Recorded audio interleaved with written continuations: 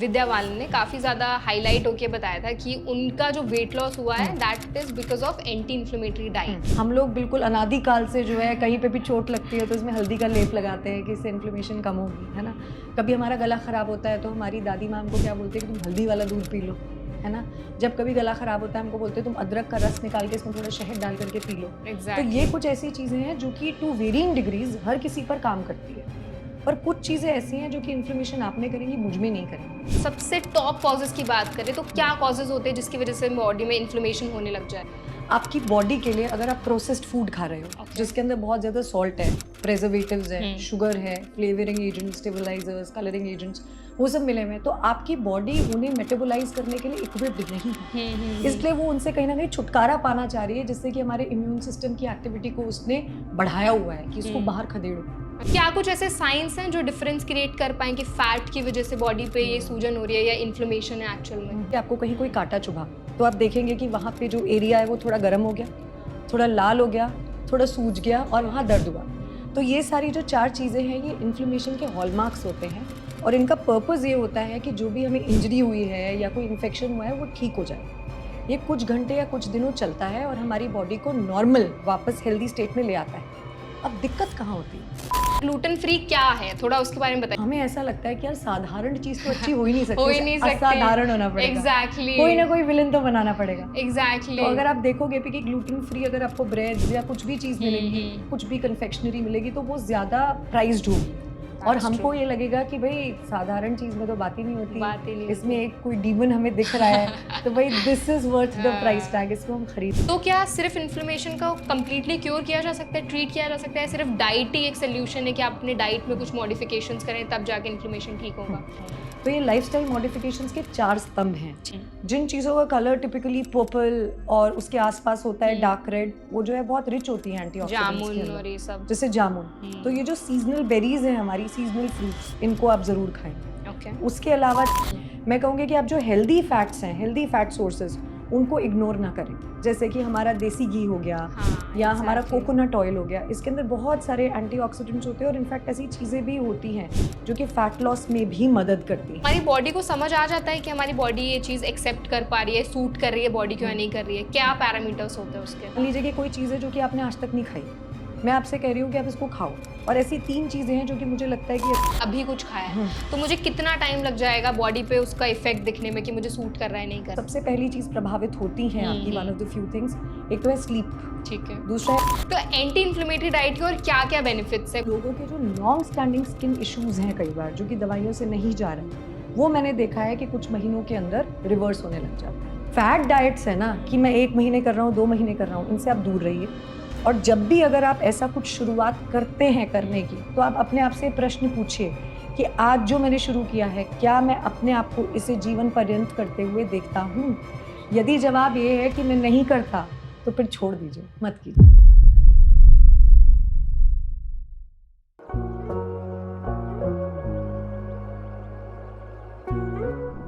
Recently Indian actress Vidya Balan ने काफ़ी ज़्यादा सोशल मीडिया पर एक चीज़ हाईलाइट की कि उन्होंने काफ़ी ज़्यादा डाइट्स फॉलो की थी जिससे उनका वेट लॉस होता था, लेकिन फिर कुछ दिनों बाद वेट गेन होने लग जाता था। फिर उन्होंने बताया कि वेट लॉस की अगर उनकी कहानी की बात करें, उनकी जर्नी की बात करें, तो एंटी इन्फ्लेमेटरी डाइट ने उनको काफ़ी हेल्प किया है। तो आज के हमारे सेशन में हम बात करेंगे एंटी इन्फ्लेमेटरी डाइट की। एक्चुअल में एंटी इन्फ्लेमेटरी डाइट्स होती क्या हैं और क्या क्या फूड्स जो हैं इसमें अवॉइड करने होते हैं, क्या क्या फूड्स इसके अंदर आते हैं और आप इसको कैसे फॉलो कर सकते हैं, कैसे आप अपने लिए सही से एक डाइट चूज कर सकते हैं। ऑल्सो आज हम बात करेंगे कि इन्फ्लेमेशन और फैट में क्या डिफरेंस होता है, आप कैसे आइडेंटिफाई कर सकते हैं कि आपकी बॉडी पर जो फैट दिख रहा है वो एक्चुअल में फैट नहीं है, इन्फ्लेमेशन है, या इन्फ्लेमेशन है या फैट है। तो बहुत सारा कॉन्वर्सेशन आज होने वाला है। Hi, my name is Varsha Dubey and watching NBT live. आज हमारे साथ एनबीटी लाइव के इस हेल्थ पॉडकास्ट में मौजूद हैं वेलनेस कोच डॉक्टर मेधा। सो डॉक्टर मेधा, आपका बहुत बहुत स्वागत है। थैंक यू वेरी मच, बहुत बहुत धन्यवाद आपका मुझे यहाँ बुलाने के लिए। Pleasure doctor. सो जैसे मैंने बताया कि आज के हमारे इस एपिसोड में हम बात करेंगे एंटी इन्फ्लेमेटरी डाइट की। जी। तो सबसे पहला सवाल तो मेरा आपसे ही रहेगा कि जब हम बात करते हैं इन्फ्लेमेशन की, तो बॉडी पे ना इन्फ्लेमेशन और फैट एक जैसे ही दिखता है, तो क्या कोई डिफरेंस होता है? मोटापा और इन्फ्लेमेशन अलग अलग दिखता है, कैसे आइडेंटिफाई कर सकते हैं? ठीक है, तो आपके इस सवाल का जवाब देने के लिए हमें बिल्कुल बेसिक्स से शुरुआत करनी पड़ेगी, जिससे कि हम बिल्कुल। साइंटिफिकली इसको अंडरस्टैंड कर सकें। ओके। देखिए, इन्फ्लेमेशन टर्म जो है आजकल उसे इस्तेमाल किया जाता है एक बड़ी नेगेटिव कॉनोटेशन के साथ, अच्छा। पर इन्फ्लेमेशन जो है वो हमारे शरीर का एक मैकेनिज्म है जिससे कि इंजरीज को ट्रीट किया जाता है, या अगर कहीं कोई बैक्टीरियल या वायरल इन्फेक्शन आपको हो गया उसको ठीक किया जाता है। तो होता ये है कि इन्फ्लेमेशन, जैसे अगर मान लीजिए कि आपको कहीं कोई कांटा चुभा, तो आप देखेंगे कि वहां पे जो एरिया है वो थोड़ा गर्म हो गया, हाँ। थोड़ा लाल हो गया, थोड़ा सूज गया सूज और गया। वहां दर्द हुआ। तो ये सारी जो 4 चीजें हैं ये इन्फ्लेमेशन के हॉलमार्क्स होते हैं, और इनका पर्पस ये होता है कि जो भी हमें इंजरी हुई है या कोई इन्फेक्शन हुआ है वो ठीक हो जाए। ओके। ये कुछ घंटे या कुछ दिनों चलता है और हमारी बॉडी को नॉर्मल वापस हेल्दी स्टेट में ले आता है। वाओ। अब दिक्कत कहाँ होती है? जब ये इन्फ्लेमेशन जो अभी मैंने आपको डिस्क्राइब किया, ये है एक्यूट इन्फ्लेमेशन, जो कि हमारा दोस्त है। तुरंत वो ठीक हो जाता है। तुरंत वो चीज को ठीक कराई, भाई बैक्टीरिया आया, हम बीमार हुए, हमें जुकाम खांसी हुई, हमें जो गले में दर्द होना शुरू हो गया, सूजन हो गई, म्यूकस आया, सब कुछ हुआ, है ना, जिससे कि वो इन्फेक्शन हमारी बॉडी से बाहर खदेड़ दिया जाए। ये तो है एक्यूट इन्फ्लेमेशन, जो कि हमारी बॉडी का एक प्रोटेक्टिव मैकेनिज्म है। अब क्रॉनिक इन्फ्लेमेशन क्या होती है कि इन्फ्लेमेशन जो है वो चलती ही चली जा रही है दिनों तक, महीनों तक, सालों तक, और वो जो है वो हमारी बॉडी का नुकसान करती है। यानी कि वहां पर हमारी बॉडी में कुछ ऐसी चीजें मौजूद हैं, कुछ ऐसे स्ट्रेसर्स जो कि हमारे बॉडी के इम्यून रिस्पॉन्स को लगातार एक्टिवेट किए हुए चल रहे हैं, जिससे कि वो इन्फ्लेमेशन चलती ही चली जा रही है। अच्छा। और वो सारे के सारे जो हमारे ऑर्गन्स हैं उनका डैमेज कर रही है, ओवरऑल हमारी हेल्थ को खराब कर रही है। ओके, सो डॉक्टर आपने बहुत अच्छे से आई थिंक एक्सप्लेन किया है कि इन्फ्लेमेशन कैसे बॉडी में काम करता है और इन्फ्लेमेशन एक्चुअल में होता क्या है जी। तो अगर हम बात करें कॉजेस की, तो मेजर अगर हम सबसे टॉप कॉजेस की बात करें तो क्या कॉजेस होते हैं जिसकी वजह से बॉडी में इन्फ्लेमेशन होने लग जाए? जी, सो इसके जो कॉजेज होते हैं वो बहुत सारे होते हैं। ओके। सुनने में अलग अलग रखते हैं बट है एक ही। मैं कहूँगी स्ट्रेस। आपकी बॉडी के लिए अगर आप प्रोसेस्ड फूड खा रहे हो जिसके अंदर बहुत ज़्यादा सॉल्ट है, प्रेजर्वेटिव्स है, शुगर है, flavouring agents, stabilisers, colouring agents, वो सब मिले हुए हैं, तो आपकी बॉडी उन्हें मेटाबोलाइज करने के लिए इक्विप्ड नहीं है। इसलिए वो उनसे कहीं ना कहीं छुटकारा पाना चाह रही है, जिससे कि हमारे इम्यून सिस्टम की एक्टिविटी को उसने बढ़ाया हुआ है कि इसको बाहर खदेड़ो। अच्छा। इसी तरीके से अगर ऐसा है कि आप कांस्टेंट स्ट्रेस में हैं, साइकोलॉजिकल स्ट्रेस में हैं, तो आपकी बॉडी को ये समझ में नहीं आ रहा है कि आप इतने स्ट्रेस्ड क्यों हैं, और उसको दिख रहा है कोई थ्रेट है। तो अगर थ्रेट है बॉडी में तो क्या करना है, उससे लड़ाई करनी है। तो इन्फ्लेमेशन होता है। ठीक है। इसी तरीके से अगर आप स्मोक कर रहे हैं, अल्कोहल ले रहे हैं, आप आर्टिफिशियल स्वीटनर्स बहुत ज्यादा ले रहे हैं वेट कम करने के चक्कर में, है ना, आप इस तरह का खाना खा रहे हैं जिसके अंदर की पेस्टिसाइड रेजिड्यूज हैं, जिसपे हमारा ज्यादा वश नहीं है, तो ये सारी ही चीज़ें जो कि हमारी बॉडी के लिए स्ट्रेसर्स हैं, चाहे वो साइकोलॉजिकल हो, चाहे वो फिजिकल रूप में हो हमारे शरीर के अंदर, वो इन्फ्लेमेशन को ट्रिगर करते हैं। बिकॉज बॉडी फील करती है एक स्टेट ऑफ अलार्म कि शरीर में कुछ ऐसा है जिसे कि बाहर भगाना है, लड़ाई कर। एग्जैक्टली। सो वो एक क्रॉनिक इन्फ्लेमेशन जो है वो चलती चली रहती है, वो एक्यूट नहीं रहती। ओके, सो डॉक्टर आपने काफ़ी सारे फैक्टर्स बताए, मेजर कॉजेज बताए कि किन की चीज़ों की वजह से इन्फ्लेमेशन बॉडी में बनता है। तो हमने शुरुआत में बात की थी फैट और इन्फ्लेमेशन की, मतलब मोटापे और सूजन की। तो अगर बॉडी में किसी को दिख रहा है कि उनकी बॉडी एकदम से स्वेल्ड अप है या, तो हम हमेशा समझते हैं फैट है, हमारा पहले दिमाग इन्फ्लेमेशन की तरफ जाता ही नहीं है। तो वो लोग जो होते हैं ना, वो फैट को कट डाउन करना शुरू कर देते हैं अपनी डाइट से, कि फैट एकदम विलन बन जाता है फैट। तो क्या कुछ ऐसे साइंस हैं जो डिफरेंस क्रिएट कर पाए कि फैट की वजह से बॉडी पे ये सूजन हो रही है या इन्फ्लेमेशन है एक्चुअल में? आप ब्लड टेस्ट करवा सकते हैं अपना, और उसके अंदर आपको इन्फ्लेमेटरी मार्कर्स दिख जाएंगे। इसी तरीके से अगर मैं बहुत हाई फाई सोफिस्टिकेटेड टेक्निक्स की बात ना भी करूं, तो एक सिंपल BCA मशीन जो कि आजकल जिम्स में अवेलेबल है, वो आपको बता देगी आपका कितना सबक्यूटेनियस फैट है, विसरल फैट है। आप चेक कर सकते हैं कि आपकी जो फैट परसेंटेज है वो रेंज के अंदर है या उस रेंज से बाहर है। तो ये सिंपल चीजें हैं जो कि आप कर सकते हैं। ओके, सो जैसे स्टार्टिंग में मैंने बात की थी कि recently Indian actress Vidya Balan ने काफ़ी ज़्यादा हाईलाइट होके बताया था कि उनका जो वेट लॉस हुआ है that is because of anti inflammatory diet. तो अब हम थोड़ा एंटी इन्फ्लेमेटरी डाइट को समझ लेते हैं, एक्चुअल में होती क्या है और किस तरह से बॉडी में काम करती है।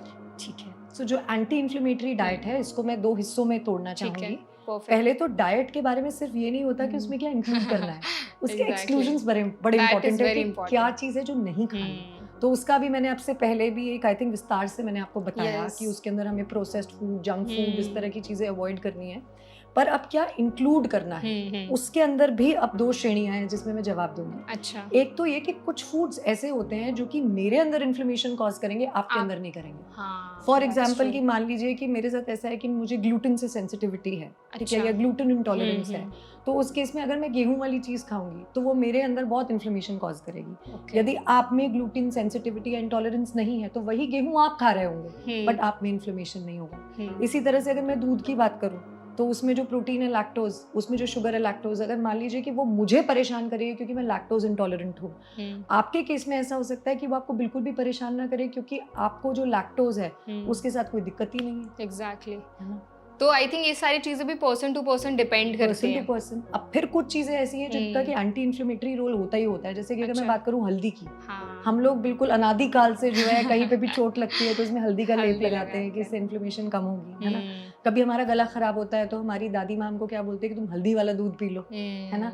जब कभी गला खराब होता है हमको बोलते हैं तुम अदरक का रस निकाल के इसमें थोड़ा शहद डाल करके पी लो। तो एग्जैक्टली। ये कुछ ऐसी चीजें हैं जो कि टू वेरिंग डिग्रीज हर किसी पर काम करती है, पर कुछ चीजें ऐसी हैं जो कि इन्फ्लेमेशन आप में करेंगी, मुझ में नहीं करेंगी। So it is a complex interplay of things जिनमें हम सेफली कह सकते हैं कि देयर आर सर्टेन फूड्स जिनको कि हम एंटी इन्फ्लेमेटरी की श्रेणी में रख सकते हैं। बाकी कुछ चीजें ऐसी हैं कि वो कैसा काम करेंगी वो बहुत ही ज्यादा पर्सनलाइज्ड है आपके लिए और मेरे लिए। ओके, सो आपने ना डॉक्टर ग्लूटेन की बात की थी, तो आजकल ना बहुत ज्यादा सोशल मीडिया पे तो ये ट्रेंड चल गया ग्लूटेन फ्री खाना खाना, ग्लूटेन फ्री, और आपने बोला कि आप लैक्टोज इंटॉलरेंस की भी आपने बात की। तो पहले अगर हम ग्लूटेन फ्री की बात करें तो एक्चुअल में ग्लूटेन फ्री क्या है, थोड़ा उसके बारे में बताइए, क्योंकि ये सोशल मीडिया पे बहुत ज्यादा टर्म वायरल हो चुका है, इसके बारे में थोड़ा एक्सप्लेन करिए। तो जो गेहूं हम खाते हैं ना उसमें पाया जाता है ग्लूटेन।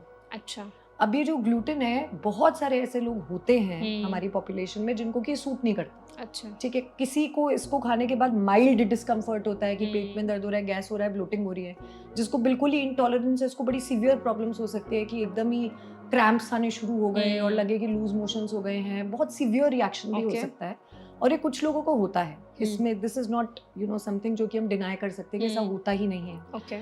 पर अब क्या होता है कि कोई एक चीज जो कि एक सीमित पॉपुलेशन के अंदर हो रही है, यदि हम उसे सारे ही लोगों के संदर्भ में बात करने लग जाएं, तो फिर उसको हम बोलते हैं कि एक ऐसा ट्रेंड बन गया है जिसके कोई मायने नहीं। अगर मान लीजिए कि मैं गेहूं खाती हूँ और मुझे जो है वो ग्लूटेन से कोई परेशानी ही नहीं होती, उसको खा के मैं स्वस्थ हूँ, मेरे जितने भी इन्फ्लेमेटरी मार्कर्स हैं, मैं अपना ब्लड टेस्ट कराऊं, मेरे सारे टेस्ट ठीक आते हैं, मैं अच्छा सोती हूँ, अच्छा दौड़ती हूँ, स्वस्थ महसूस करती हूँ, तो मैं क्यों छोड़ू ग्लूटेन? एग्जैक्टली। है ना? तो जिसको उससे परेशानी आ रही है वो तो जरूर छोड़े, पर जिसको ग्लूटेन से कोई दिक्कत ही नहीं है उसके लिए इन चीजों को एलिमिनेट करना जो है वो सेंस नहीं बनाता।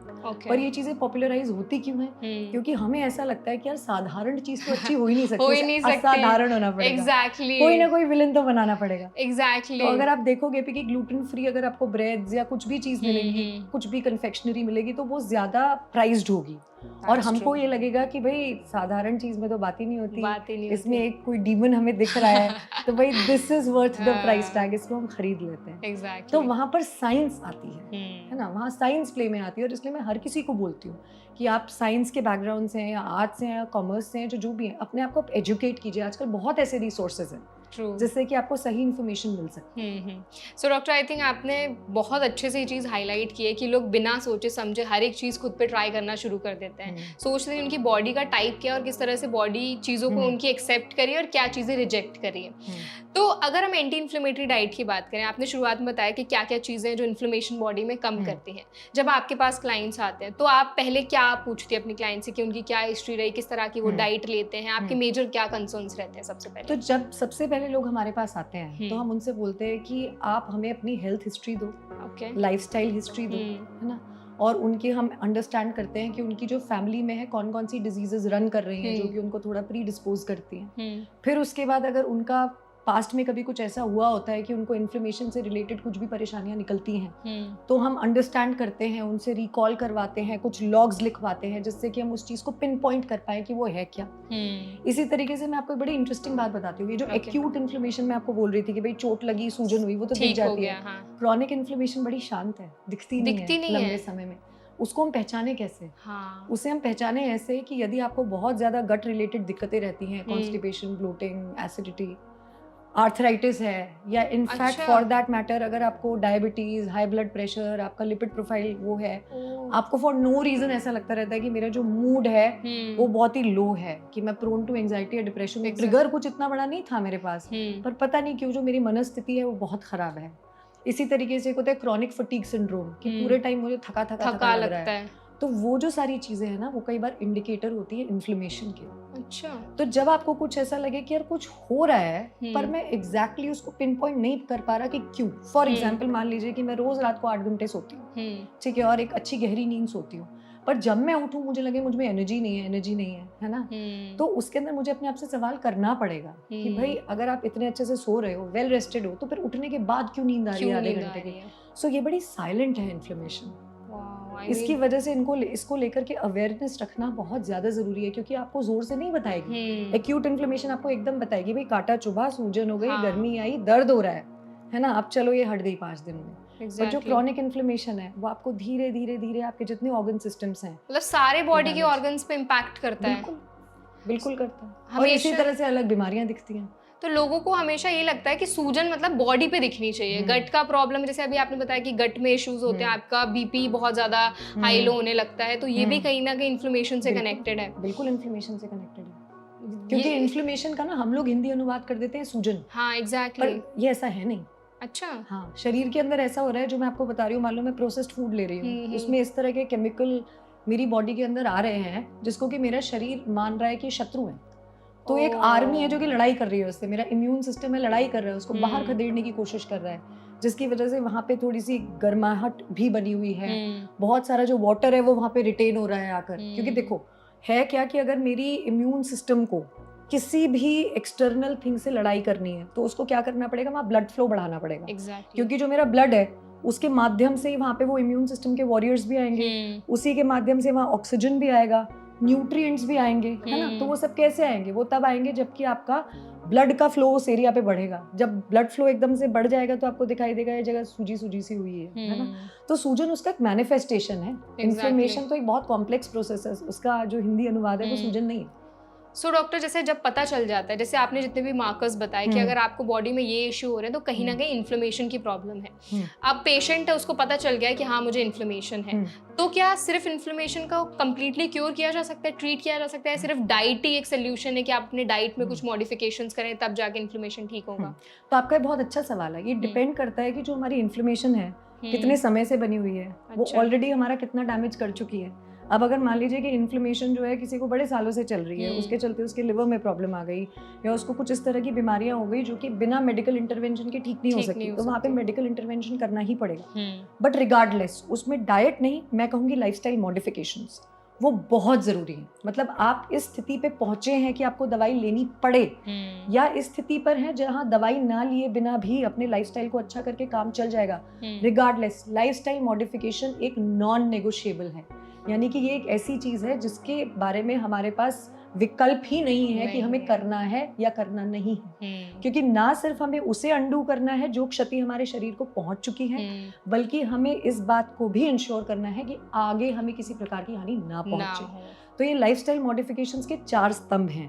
एक है हमारी अच्छी डाइट, जिसके अंदर कि हम प्रोसेस्ड फूड को कट करें और ऐसी चीजें खाएं जिसमें बहुत ही एंटी इन्फ्लेमेटरी चीजें हों, उसके अंदर हमारे एंटीऑक्सीडेंट्स हों, और खाने को डर के फैट, कार्ब्स, प्रोटीन में ना तोड़कर ऐसे देखें कि हमारा खाना होलसम और न्यूट्रिशियस होना चाहिए। मेरे लिवर का भी ध्यान रखे, मेरी किडनी का भी ध्यान रखे, मेरे हार्ट का भी ध्यान रखे, जैसे जैसे उम्र बढ़ रही है मेरे जोड़ों का भी ध्यान रखे।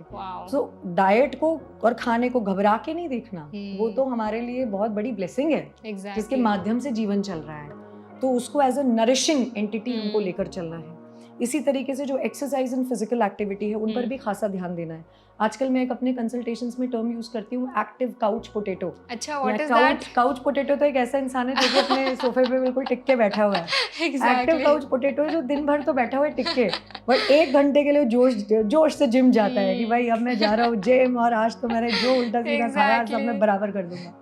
ऐसा नहीं होता। एक्सरसाइज के अलावा फिजिकल एक्टिविटी, यानी कि हमारी रोजमर्रा में हम कितनी मूवमेंट कर रहे हैं, वो भी इक्वली इंपॉर्टेंट है और एक दूसरे की जगह नहीं ले सकता। फॉर एग्जाम्पल, अगर आपको बोर्ड एग्जाम में पास होना है, आप हिंदी में पास हो गए और इंग्लिश में नहीं हुए, तो ओवरऑल तो पास नहीं हुए ना, फेल हो गए। हाँ, तो उसी तरीके से आपने एक्सरसाइज की बहुत बढ़िया बात है, पर फिजिकल एक्टिविटी यदि नहीं की तो उससे भी आपको जो हेल्थ बेनिफिट्स मिलने थे वो नहीं मिले, विच इज़ अ प्रॉब्लम।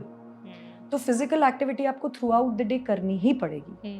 तीसरी चीज, आपको अपनी स्लीप को प्राथमिकता देनी पड़ेगी, क्योंकि जो आजकल बहुत मुश्किल हो गया जो कि आजकल। बहुत ज़्यादा मुश्किल हो गया है। कुछ ऐसा है कि हम लोगों के लाइफस्टाइल्स इस तरह के बन गए हैं कि हम लोग चिल करने के नाम पर जो है वो बहुत ज़्यादा ओटीटी और इस तरफ ग्रेविटेट करते हैं। उन चीज़ों का भी अपना महत्व और स्थान बिल्कुल है, बहुत बढ़िया चीज़ें हैं, पर हम स्लीप के ऊपर कॉम्प्रोमाइज़ नहीं कर सकते। और फिर चौथी चीज़ है हमारा emotional management, that is also very important. आप सारी चीज़ें अच्छी करें, अच्छा खाना खा रहे हैं, अच्छी एक्सरसाइज कर रहे हैं, फिजिकल एक्टिविटी कर रहे हैं, सो रहे हैं, पर यदि आपका स्ट्रेस लेवल बहुत ज़्यादा है या आपको किसी भी तरह का कोई साइकोलॉजिकल डिसऑर्डर है या मूड डिसऑर्डर है, तो वो आपकी बॉडी को कॉन्स्टेंटली एक फाइट और फ्लाइट मोड में रखेगा और इन्फ्लेमेशन आपकी बढ़ी रहेगी। सो इन चारों स्तंभों पर काम करना बहुत ही आवश्यक है, खाली डाइट पर काम करने से कुछ नहीं होगा। सो डॉक्टर, आई थिंक आपने इतने ब्यूटीफुली एक्सप्लेन किया हर एक चीज़, जो 4 पिलर्स आपने बताए कि अगर आपको इन्फ्लेमेशन से खुद को बचाना है, एक हेल्दी लाइफस्टाइल जीनी है, तो क्या क्या चीज़ें बहुत इंपॉर्टेंट है।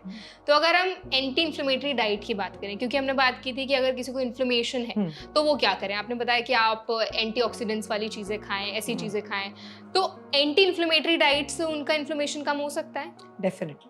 उसमें क्या क्या चीज़ें होनी चाहिए मेजर? अगर आप कुछ फ्रूट्स या वेजिटेबल्स, एक आइडियल थाली की अगर हम बात करें, एक पूरा सुबह से लेकर के शाम तक का एक रूटीन अगर हम उसकी बात करें, तो वो थोड़ा बताइए। तो मैं आपसे ये कहूंगी कि जो हमारी बेरीज होती है ना, सीजनल बेरीज, जैसे कि शहतूत, मैं देखती हूँ कि हम उसकी कद्र नहीं करते। जब तक बेरी जो है वो भी हमारी नहीं आ रही है, एग्जॉटिक कहीं से इम्पोर्ट होकर बड़ी महंगी, तो हम उसकी कद्र नहीं करते। तो मैं कहूँगी कि तो आप सीजनल चीज़ें बहुत ज़्यादा खाइए। जिन चीज़ों का कलर टिपिकली पर्पल और उसके आसपास होता है डार्क रेड, वो जो है बहुत रिच होती है एंटीऑक्सीडेंट्स के अंदर, और ये सब, जैसे जामुन। तो ये जो सीजनल बेरीज हैं हमारी, सीजनल फ्रूट्स, इनको आप ज़रूर खाएं। उसके अलावा जैसे मैं आपको बोल रही हूँ, कच्ची हल्दी हो गई, कच्चा अदरक हो गया, नीम हो गया, हमारे सहजन के पत्ते हो गए, मोरिंगा लीव्स, है ना, उन सारी चीज़ों को आप ज़रूर इनकॉर्पोरेट करें, है ना। इसी तरीके से आप ऐसी चीज़ों को ज़रूर लें, चाहे वो हमारे ग्रीन लीफी वेजिटेबल्स हैं जो कि सीजन में हैं, क्योंकि होता क्या है कि अगर आप कोई एक ऐसी चीज़ ले भी रहे हैं जिसमें कि एंटी इन्फ्लेमेटरी कंपाउंड्स बड़ी अच्छी मात्रा में हैं, अगर आप उसको कोल्ड स्टोरेज में बहुत समय तक रख देंगे, ठीक है, और उसको डाली से टूटे हुए बहुत समय हो गया रखे हुए, तो उसकी गुणवत्ता जो है वो धीरे धीरे कम होती चली जाएगी। तो सीजनल चीज़ें लेनी इंपॉर्टेंट है। मैं कहूँगी कि आप जो हेल्दी फैट्स हैं, हेल्दी फैट सोर्सेज, उनको इग्नोर ना करें। जैसे कि हमारा देसी घी हो गया, या हमारा कोकोनट ऑयल हो गया, इसके अंदर बहुत सारे एंटीऑक्सीडेंट्स होते हैं और इनफैक्ट ऐसी चीज़ें भी होती हैं जो कि फैट लॉस में भी मदद करती हैं। तो मैं कहूँगी कि आप जब खाने को देखें तो इस तरह से ना देखें कि फैट जो है ये हमारा दुश्मन है। फैट हमारा दुश्मन नहीं है। हमारे जितने सेक्स हार्मोन्स हैं वो फैट से बने हुए हैं। हमारी बॉडी के अंदर जो एक इंसुलेशन एंड कुशनिंग है वो फैट की वजह से है। हमारे जॉइंट्स का लुब्रिकेशन है वो फैट्स की वजह से बना हुआ है।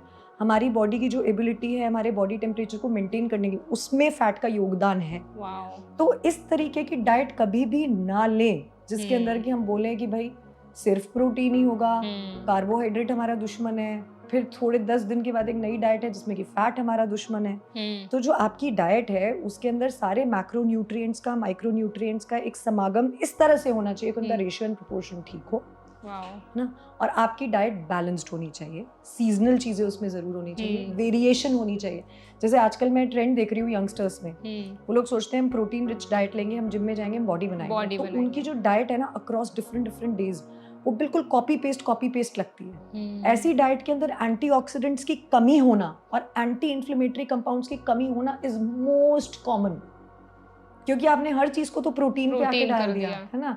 अब बड़ी जरूरी है, जैसे मैं बोल रही हूँ कि आप बेरीज भी खाएं, सीजनल फ्रूट्स भी खाएं, सीजनल वेजिटेबल्स भी खाएं, लीफी ग्रीन्स भी खाएं। अगर आप इन सब से ध्यान हटा के सिर्फ प्रोटीन मसल पे चले जाएंगे, तो ये जो इन्फ्लेमेटरी डिसऑर्डर्स है इनके होने का जो रिस्क है वो बहुत ज्यादा बढ़ जाएगा। और इसी में मैं एक बात आपको और भी कहना चाहूंगी, जो ओवर एक्सरसाइजिंग है उससे बचिए। कितने मिनट का एक्सरसाइज आइडियल होता है दिन में? सो इसका भी जवाब वेरी करता है डिपेंडिंग अपॉन दिस कि आपकी एज क्या है, अच्छा, और आपका लेवल ऑफ फिटनेस कितना है, वेदर आपको कोई मेटाबॉलिक डिजीज है या नहीं है, क्या आपका गोल खाली अपनी एक फिट बॉडी को मेंटेन करना है या फिर आपका गोल पीसीओडी का रिवर्सल है या हाइपोथायरॉयडिज्म का रिवर्सल है। तो यदि आप इसके सही आंकड़ों की जानकारी चाहते हैं तो मैं आपको रेकमेंड करूंगी आप वर्ल्ड हेल्थ ऑर्गेनाइजेशन की वेबसाइट खोलें और वहाँ इन नंबर्स को पढ़ें। परफेक्ट। सो डॉक्टर मेधा, जैसे अभी आपने बताया कि किस तरह से हर एक लाइफस्टाइल हमें फॉलो करनी है, किस तरह से डाइट्स का जो एक पैरामीटर होता है वो हमें देख के डाइवर्स रखनी है अपनी थाली में, जरूरी नहीं है कि सिर्फ एक ही चीज हम खा रहे हैं। सो डाइट की जब हम बात करते हैं ना, तो हम एक डाइट पूरा नहीं खा सकते सेम चीज, जैसे आपने बोला वो कॉपी पेस्ट लगता है कि हर दिन आप सेम चीज नहीं खा सकते। जब कोई भी बंदा एक डाइट फॉलो करना शुरू करता है, फॉर एग्जांपल अगर हम एंटी इन्फ्लेमेटरी डाइट की बात करें, तो हमारी बॉडी को समझ आ जाता है कि हमारी बॉडी ये चीज एक्सेप्ट कर पा रही है, सूट कर रही है बॉडी क्यों नहीं कर रही है, क्या पैरामीटर्स होते हैं उसके? So this is a very good question. जब भी हम किसी को कुछ नया फूड इंट्रोड्यूस करते हैं तो हम एक तो ना उसको एक ही बार में नहीं करते। अच्छा। मान लीजिए कि कोई चीज है जो कि आपने आज तक नहीं खाई, मैं आपसे कह रही हूँ कि आप इसको खाओ, और ऐसी 3 चीजें हैं जो कि मुझे लगता है कि यदि मैं आपको रेकमेंड करूँ तो आपको उससे हेल्थ गेन्स होंगे, तो मैं कभी भी तीनों एक साथ इंट्रोड्यूस नहीं करूंगी, क्योंकि उससे मेरे पास वो जानने का माध्यम कि कौन सी ऐसी चीज है जो कि आपको सूट नहीं की, वो चला गया। ठीक है ना? तो इस वजह से एक तो हम लोग देखते हैं कि आपने एक चीज को एक बार लिया, फिर उसको हमने समय दे करके देखा कि क्या आपकी बॉडी में उसका कोई एडवर्स रिएक्शन आया, फिर एक और चीज इंट्रोड्यूस की, and so on and so fourth. तो वो कभी भी झटके से एक बार में नहीं की जाती, वो एक नॉन साइंटिफिक प्रोसेस है। दूसरी चीज ये है कि जो आपने बोला कि हम एक डाइट पर रहते हैं, यही चीज मैं अपने क्लाइंट्स को समझाती हूँ, हमें किसी डाइट पर नहीं रहना है, हमें अपनी जीवन शैली का सुधार करना है। ऐसा कभी नहीं होगा कि आपके शरीर को एंटीऑक्सीडेंट्स की जरूरत ना हो, ऐसा कभी नहीं होगा कि आपकी बॉडी में इन्फ्लेमेशन कम करने वाले कंपाउंड्स की आवश्यकता ना हो। ये एक ऐसी चीज है जो कि चाहे आप बच्चे हैं चाहे आप बूढ़े हैं, आपके लिए हमेशा प्रासंगिक है। तो आप ये मत सोचिए कि मैं अभी किसी टेम्पररी गेन के लिए एक डाइट पर हूँ और 1 महीने के बाद मैं इससे हट जाऊंगा। क्यों? अगर आप किसी एक ऐसी चीजों को अपनी लाइफस्टाइल में इनकॉर्पोरेट कर रहे हैं जो कि आपके फैटी लिवर की कंडीशन को रिवर्स करने में कार्यरत कर रहा है, आपके शरीर की सारी फैकल्टीज को, तो क्या ये सिर्फ 1 महीने की एक्सरसाइज होनी चाहिए, या फिर आपकी जो रिलेशनशिप है अपने लिवर के साथ वो आखिरी सांस तक की है? एग्जैक्टली। सो ये जो फैट डाइट्स है ना कि मैं 1 महीने कर रहा हूँ 2 महीने कर रहा हूँ, इनसे आप दूर रहिए। और जब भी अगर आप ऐसा कुछ शुरुआत करते हैं करने की, तो आप अपने आप से प्रश्न पूछिए कि आज जो मैंने शुरू किया है क्या मैं अपने आप को इसे जीवन पर्यंत करते हुए देखता हूँ? अच्छा। यदि जवाब ये है कि मैं नहीं करता, तो फिर छोड़ दीजिए, मत कीजिए। अच्छा, तो मतलब डॉक्टर, जैसे अगर किसी ने एंटी इन्फ्लेमेटरी डाइट लेना शुरू कर दिया, तो क्या उनको through out their life time उनको वही सेम डाइट फॉलो करनी है, एंटी इन्फ्लेमेटरी डाइट पर रहना है? एग्जैक्टली, इसका यही मतलब है कि ये तो एक बज़वर्ड हो गया एंटी इन्फ्लेमेटरी डाइट, बट हम उसमें कर क्या रहे हैं एसेंशियली? हम लोग प्रोसेस्ड फूड नहीं खा रहे, हम लोग उसके अंदर आइडेंटिफाई कर रहे हैं कि मेरी जो इंडिविजुअल व्हाट डू आई से मेरी जो इंडिविजुअल बॉडी कॉम्पोजिशन है, उसके साथ क्या क्या ऐसी चीजें हैं जो कि कंप्लाइंट नहीं है, जो कि टिपिकली हम प्रोफेशनल हेल्प के साथ बहुत अच्छे से कर सकते हैं। तो मैंने आइडेंटिफाई कर लिया कि भाई ये चीजें हैं जो कि मेरी बॉडी को सूट नहीं करती, मेरी बॉडी में इनको लेने से जो है वो इन्फ्लेमेटरी मार्कर्स बढ़ते हैं। कितने टाइम बाद दिखना शुरू हो जाता है बॉडी में? जैसे मैंने फॉर एग्जाम्पल अभी कुछ खाया है, तो मुझे कितना टाइम लग जाएगा बॉडी पे उसका इफेक्ट दिखने में कि मुझे सूट कर रहा है नहीं कर रहा है? वंडरफुल क्वेश्चन, ये आपने बहुत ही बढ़िया सवाल पूछा। अगर आपको किसी चीज से बड़ी सीवियर एलर्जी है, मान लीजिए कि मैंने कोई ऐसी चीज खाई जिससे कि मुझे बड़ी सीवियर एलर्जी है, वो आपको कुछ घंटों में ही दिखनी शुरू हो जाएगी। ठीक है, अब बात करते हैं कि अगर आपने सोचा कि भाई मैंने कुछ एंटी इन्फ्लेमेटरी चीजें खानी शुरू की, और पहले लेटेस्ट से कि मान लीजिए कि मुझे ग्लूटेन इंटॉलरेंस था, मैं ग्लूटेन खाती जा रही थी, मुझे रिएक्शन आता था, तो उसको जैसे ही आप बंद कर देंगे तो with in a few days आपको दिखाई देने लग जाएगा कि मेरी गट हेल्थ इंप्रूव हो गई है। इसी तरह से डिपेंडिंग ऑन दिस कि हम अपने स्किन के किस एस्पेक्ट की बात कर रहे हैं, कुछ हफ्तों से महीने लग सकते हैं।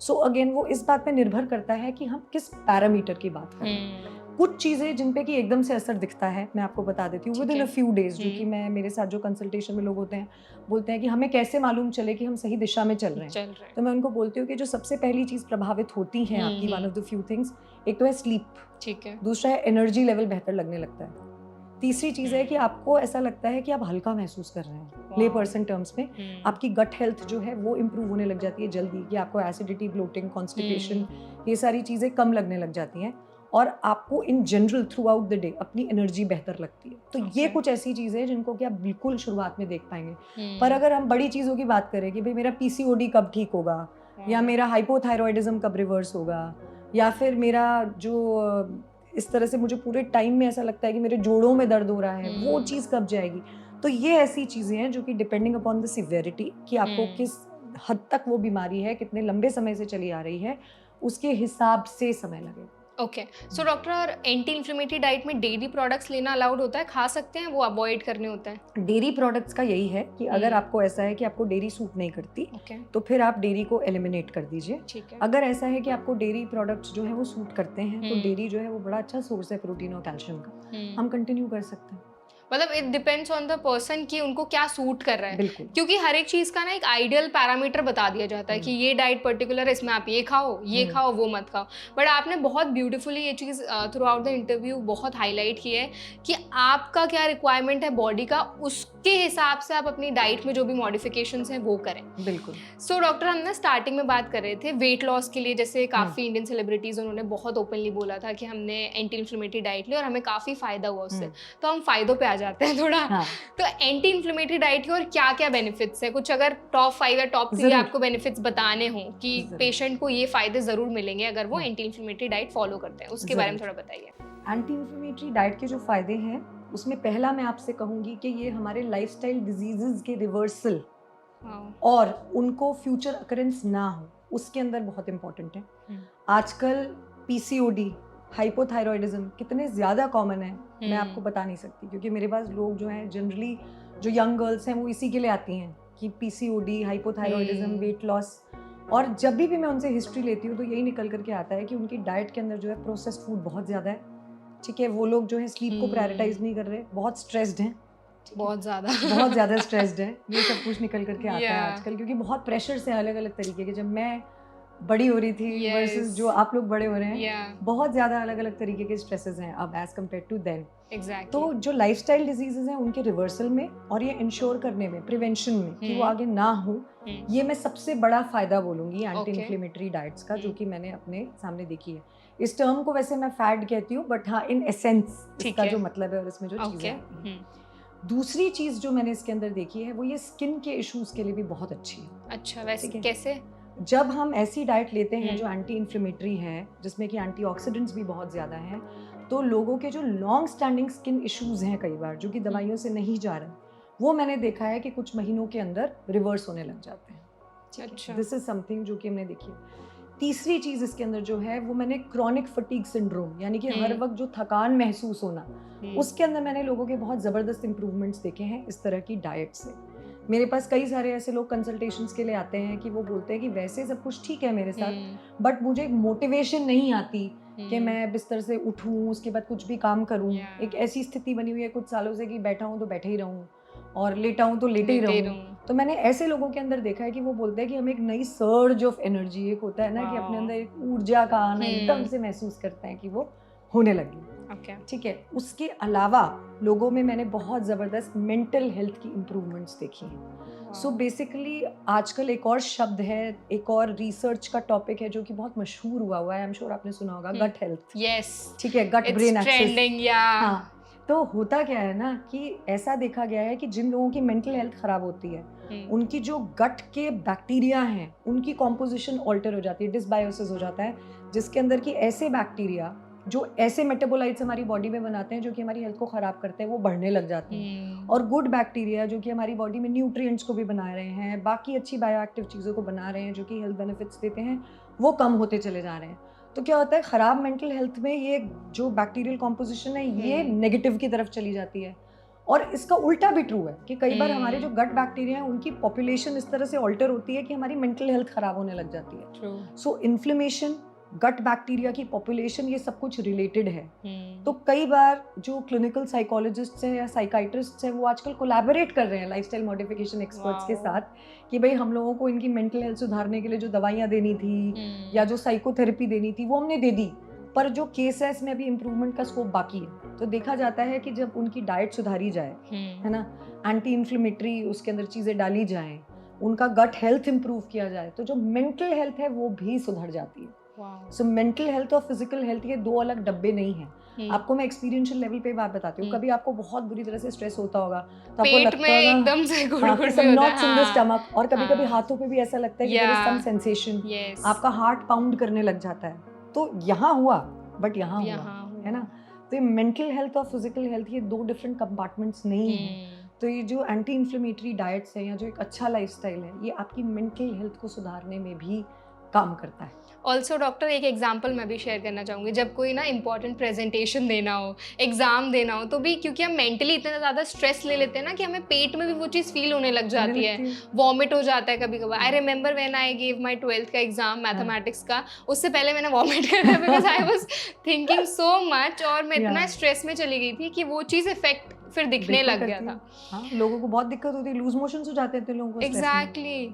सो आई थिंक ये बहुत कॉमन प्रॉब्लम है, और इस तरह से एड्रेस करना बहुत इंपॉर्टेंट है, क्योंकि तब तो हमें इतना अंडरस्टैंडिंग भी नहीं था किस वजह से हो रहा है या क्या इसका रीजन है, और हम पेरेंट्स के पास भी नहीं लेके जाते थे। हमको लगता था छोटी मोटी चीजें तो ठीक हो जाएंगी। वो और डांट देंगे। एग्जैक्टली।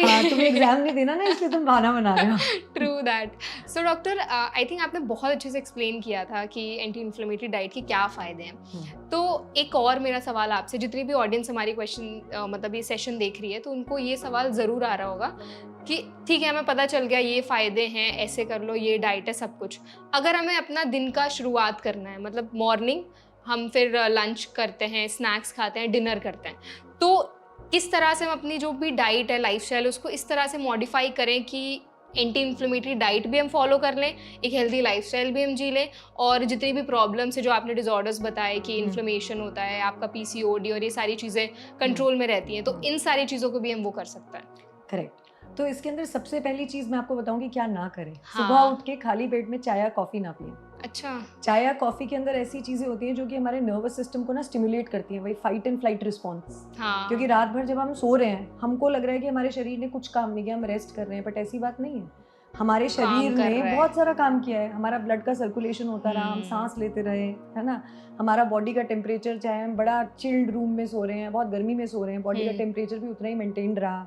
कोई पैथोजेंस ने आके अटैक करने की कोशिश की होगी, तो इम्यून सिस्टम जो है काम कर रहा होगा कि आप बीमार ना पड़े। तो शरीर ने तो बहुत काम किया, उसने बहुत ज़्यादा एनर्जी खर्च की है, ठीक है। अब जब आप सुबह उठे हो, वो आपसे नरिशमेंट मांग रहा है कि मैंने इतना काम किया, मुझे पानी दो, मुझे आप न्यूट्रिएंट्स दो, है ना। और हम उसको क्या बोलें कि नहीं, अभी हम तुमको स्टिम्युलेट करेंगे, चाय देंगे। चाय देंगे।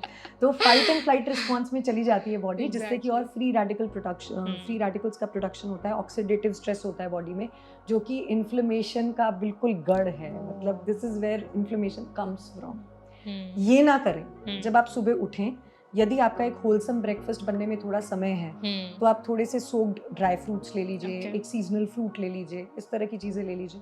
फिर जब आपका एक 1.5 घंटा जब बीत चुका हो, आपके पास फुल फ्लेजेड ब्रेकफास्ट है, वो अवेलेबल हो गया है, तो इस तरह की आप चीज़ें खाएं जिनकी कि आपके साथ कल्चरल कंप्लायंस है। फॉर एग्जांपल अगर मैं बात करूं कि हम लोग खाते हैं जैसे इडली सांभर खाते हैं या डोसा सांभर खाते हैं, तो उसके अंदर आप देखो तो सब कुछ है, उसमें सब्जी भी है, उसमें दाल भी है ना। उसमें जब आप ड्रम स्टिक्स डाल रहे हो तो उसमें एंटीऑक्सीडेंट्स भी आ गया, फाइबर भी है। तो हमारी जो कल्चरल कंप्लायंस वाली चीजें हैं, उनको हम जरूर उसमें स्थान दें। और देखें कि हमारी जो डाइट है that should be nutritious and wholesome. जैसे अगर कोई एक इंसान बोल रहा है कि मैं रोज सुबह अपने ब्रेकफास्ट के अंदर फल खाता हूँ, वो भी एक दूसरी एक्सट्रीम है, वो भी नहीं होना चाहिए। अगर आपने फल खाया, आपको एंटीऑक्सीडेंट्स तो मिल गए, बट फिर आपको प्रोटीन कहाँ पे मिला? एग्जैक्टली। वो भी होना चाहिए।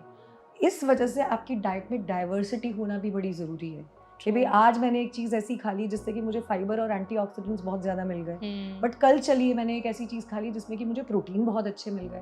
तो उसके चलते अपने लेवल पे, अगर आप प्रोफेशनल हेल्प नहीं ले रहे, डाइवर्सिटी इंट्रोड्यूस करके आपको एक अम्ब्रेला इंश्योरेंस जैसा मिल जाता है कि यार आज किसी चीज़ में कमी रह गई तो वो कल उसकी भरपाई होगी। तो डाइट में डाइवर्सिटी, वो कॉपी पेस्ट नहीं होनी चाहिए।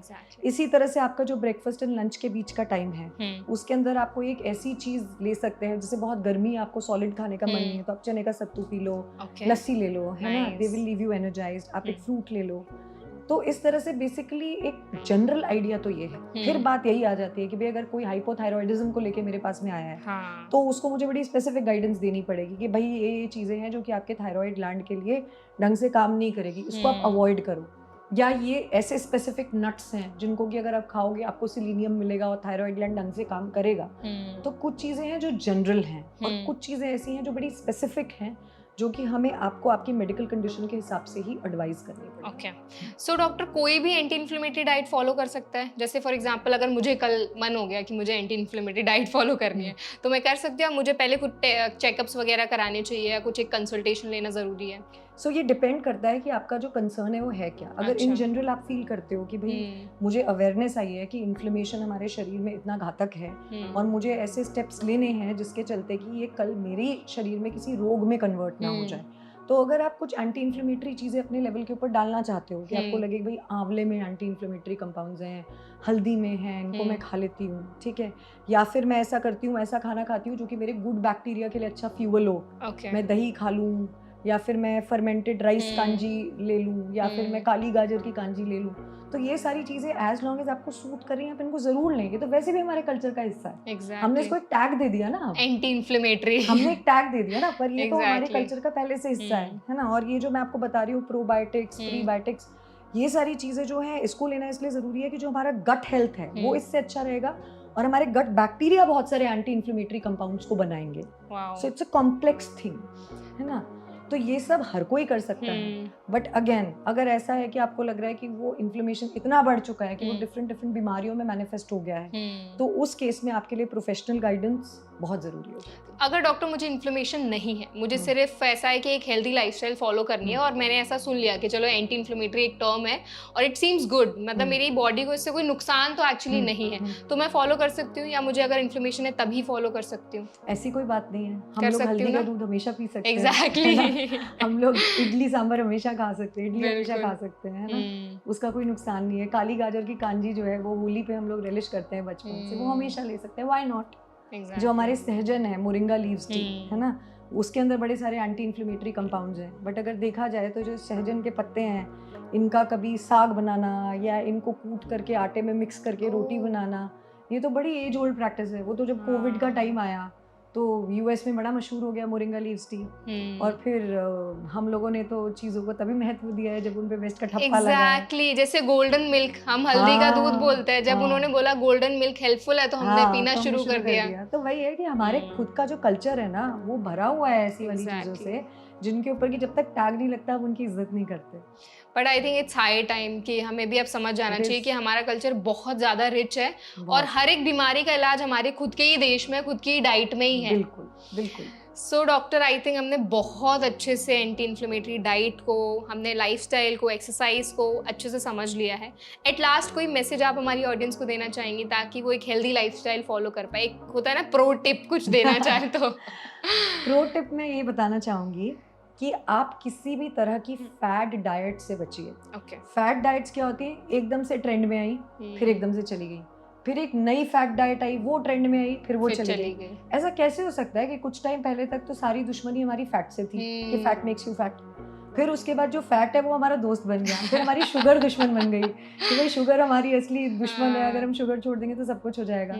तो आप ना चीज़ों पे ऑब्सेस मत करिए, चीज़ों में एक किसी भी फूड के मैक्रो को अपना दुश्मन मत बना करके देखिए। ये मानिए कि जो जीवन है ना वो मध्यम मार्ग और बैलेंस पर अच्छा चलता है। तो आप जब भी खाएं, एक तो खाने को अपने शत्रु की तरह ना देखें। फूड आपका एनिमी नहीं है जो कि आपको मोटा कर रहा है, भाई फूड वो आधार है जिससे कि आपका जीवन चल रहा है। जैसे गाड़ी पेट्रोल के बिना नहीं चल सकती, वैसे ही हमारा जो फूड है वो न्यूट्रिशन के बिना नहीं चल सकता, है ना, और जो जीवन है वो न्यूट्रिशन के बिना नहीं चल सकता। इसके अंदर भी आप ये ध्यान रखें कि जो खाना है वो सिर्फ मसल बनाने के बारे में या फैट लूज करने के बारे में नहीं है। अगर आपको जीवन में एक बहुत लंबी पारी खेलनी है, अपने सारे सपने सच करने हैं, अपने ग्रैंड चिल्ड्रन के साथ भागना है और 100 साल तक अच्छा जीना है, तो उस केस में आपको अपने लिवर का भी ध्यान रखना पड़ेगा, किडनी का भी ध्यान रखना पड़ेगा, थायराइड ग्लैंड को भी हेल्दी रखना पड़ेगा, पूरे शरीर को खुश रखना पड़ेगा, है ना। परफेक्ट। और इसके अलावा आपको अपनी नींद, अपनी एक रिलेशनशिप विद योर सेल्फ, क्योंकि हम अपना बहुत समय अपने साथ बिताते हैं, सो आपको ये लगना चाहिए कि आई लाइक माई सेल्फ। वो नहीं था करीना कपूर का, मैं अपनी फेवरेट हूँ। तो अपना फेवरेट होना जो है बहुत ज़्यादा ज़रूरी है।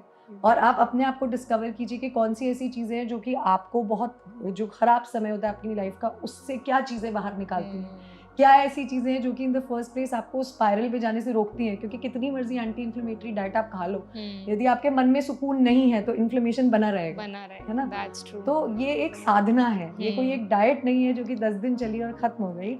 ये एक साधना है जो कि जब तक जीवन है तब तक चलेगी, जिसमें कि हम अपने मन में सबके लिए अच्छी भावनाएं रखें, अपने प्रति मोस्ट इम्पॉर्टेंटली अच्छी भावनाएं रखें, अपनी नींद को प्राथमिकता दें, अपने परिवार को, अपनी कम्युनिटी को, दोस्तों को, सबको प्राथमिकता दें, और एक बैलेंस्ड, अच्छी, हैप्पी, मीनिंगफुल लाइफ लीड करें, इन्फ्लेमेशन नहीं होगा फिर। Very well said doctor. आप अपनी इतनी फिट बॉडी का कैसे ख्याल रखती हैं?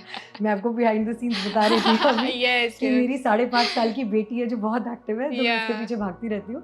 बट हैविंग सेड दैट, जिस Hmm. बैलेंस को मैं यहाँ पर कहना चाह रही हूँ, good diet, Hmm. Physical activity, exercise, prioritising sleep, अपने स्ट्रेस लेवल्स को मैनेज करना, लोगों के साथ कनेक्ट करना, खुद से प्यार करना, सबसे प्यार करना, वाकई ये वो प्रिंसिपल है जिसपे कि मैं अपनी लाइफ जीती हूँ, वाओ, और ऐसा करके मुझे ओवरऑल बहुत अच्छा लगता है। That's perfect. Thank you so much doctor for joining us.